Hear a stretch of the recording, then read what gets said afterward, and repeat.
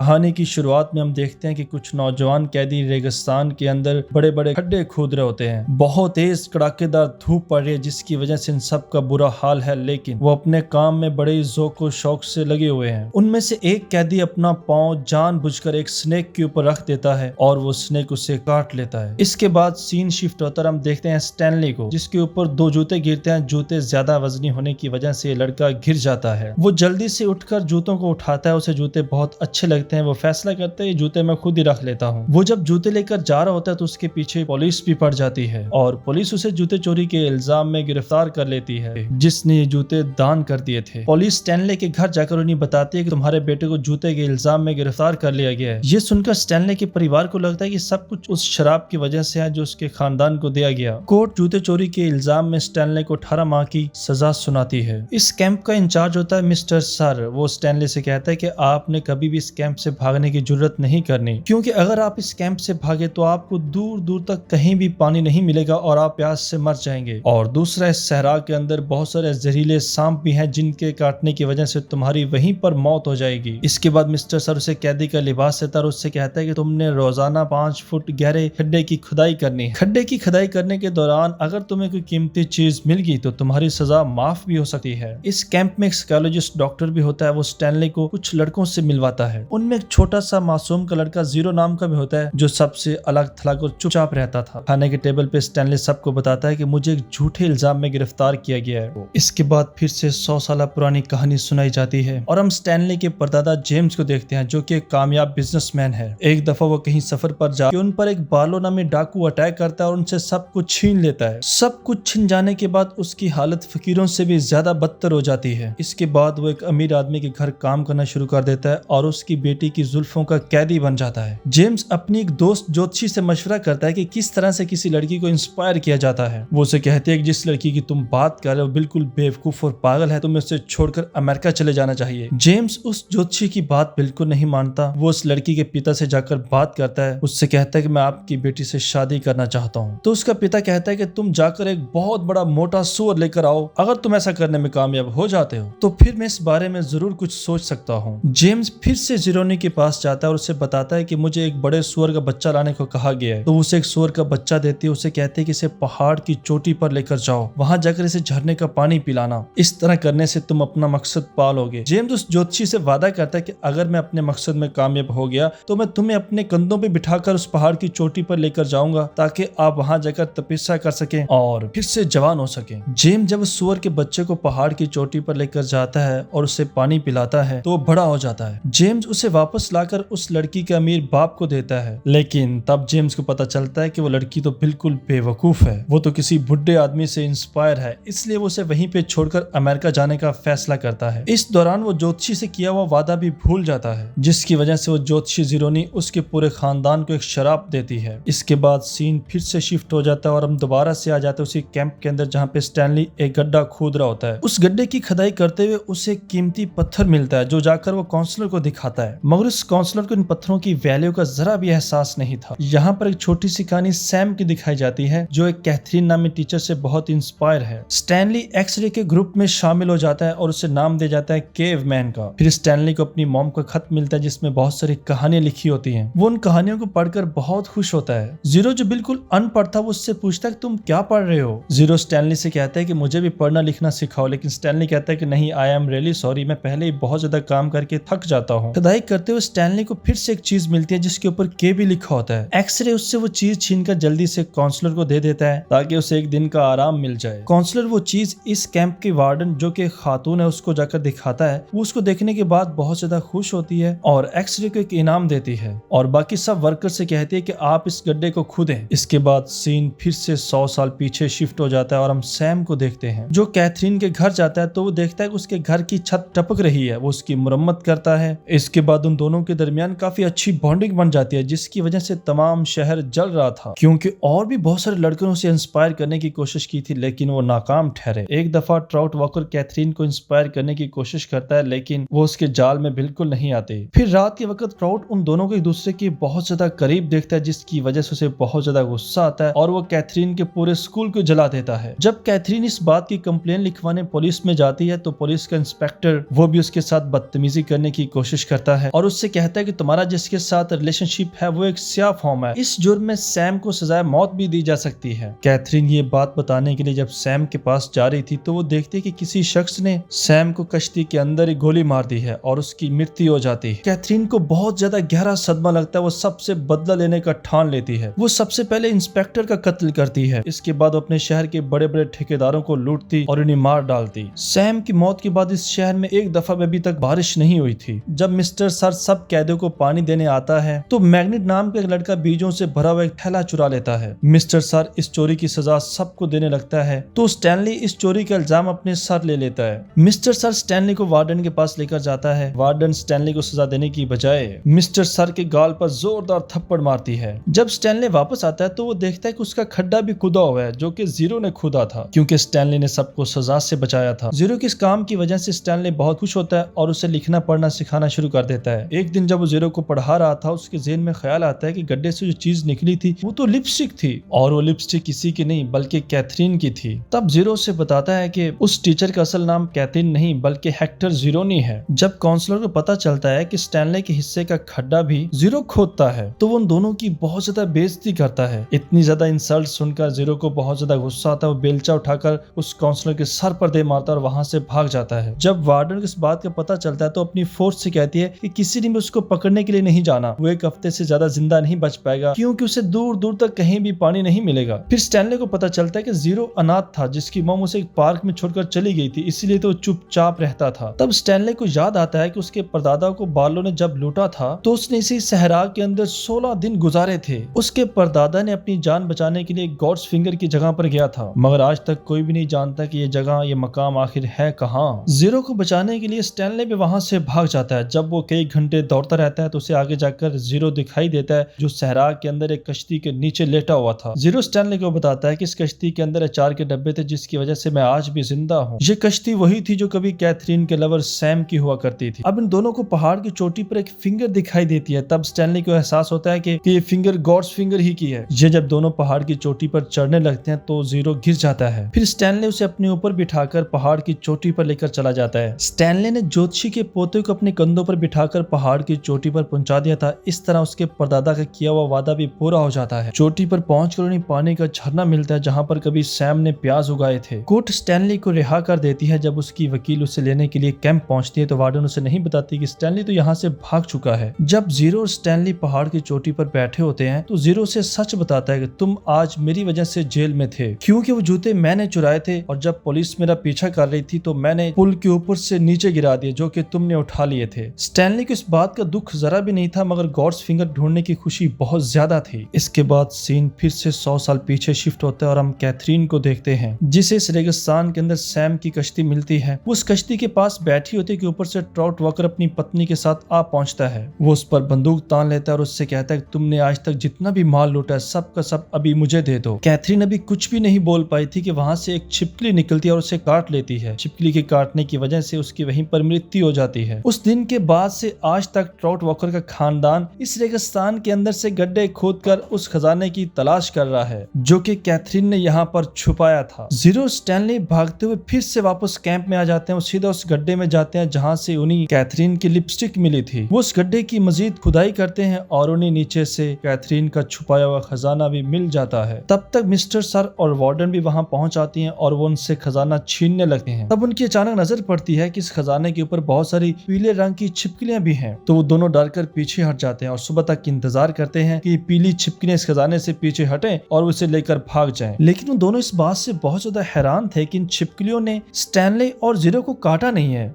दरअसल जीरो और स्टैनली पहाड़ की चोटी पर गए थे, वहां से इन्होंने प्याज खाए थे। उन प्याजों के खाने की वजह से इन छिपकलियों के काटने का असर उन पर जरा भी नहीं होता। अगले दिन स्टैनली की वकील पुलिस को लेकर वहां पहुंचती है तो कैंप की वार्डन इन दोनों बच्चों पर इल्जाम लगाती है कि इन्होंने मेरा खजाना चुराया है। जीरो की नजर उस खजाने वाले संदूक के ऊपर पड़ती है जिसके ऊपर लिखा होता है जेम्स। तब सबको पता चल जाता है कि ये सारा खजाना तो जेम्स का है। इस तरह वार्डन का झूठ भी पकड़ा जाता है। इसके बाद स्टैनली को सारा खजाना ले जाने की इजाजत मिल जाती है और वार्डन और उसकी सारी गैंग को गिरफ्तार कर लिया जाता है। इसके बाद हम देखते हैं कि 100 साल बाद इस रेगिस्तान के अंदर बारिश बरसती है और सब लोग बारिश को बरसता देखकर नहाते हैं और बहुत ज्यादा खुश होते हैं। स्टैनली जीरो को अपने घर ले आता है और वो सारा खजाना इसके परिवार के लोग आपस में बांट लेते हैं। जीरो भी अपने एक दोस्त के जरिए अपनी मॉम को ढूंढ लेता है। यहाँ पर हमें पता चलता है कि जीरो की मॉम ने उसे छोड़ा नहीं था, क्योंकि वो तो अभी तक उसे ढूंढ रही थी। जीरो तो गुम हुआ था। इसके बाद स्टैनली और जीरो साथ साथ एक घर खरीदते हैं और कैंप के बाकी बच्चों को भी अपने घर में बुलाते हैं और खूब इंजॉय करते हैं। इसके साथ ही हमारी ये कहानी भी खत्म हो जाती है। अगर आप चाहते हैं कि आपको नई नई कहानियां सुनने को मिलें तो आप इस वीडियो को लाइक और चैनल को सब्सक्राइब कर दें। Thanks for watching.